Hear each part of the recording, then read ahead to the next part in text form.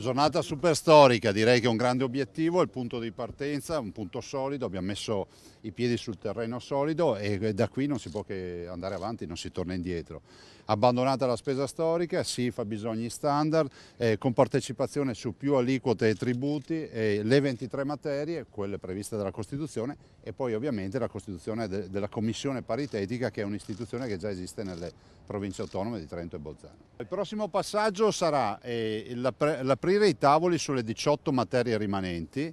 Noi abbiamo 5 tavoli già aperti che non si dichiarano conclusi ma semplicemente aperti con già delle risultanze. Sono per la sanità, per l'istruzione, per l'ambiente, per il lavoro e i rapporti con l'Europa. Continueremo il lavoro anche su questo fronte, aprire gli altri 18 tavoli e quindi poi chiudere l'intesa.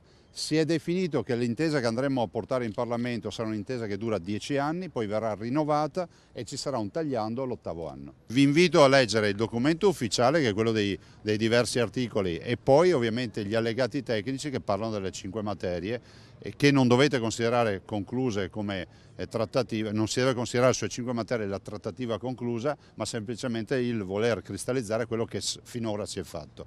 E leggete con attenzione il documento, è un documento che non lascia assolutamente spazio a divagazioni sul tema o a perplessità. E qui si vede la forza del nostro referendum, aver fatto una consultazione referendaria approvata dalla Corte Costituzionale nel 2015, celebrata il 22 ottobre del 2017 e con quasi 2,5 milioni di veneti che sono andati a votare, dimostra che quella forza del popolo deve essere rispettata.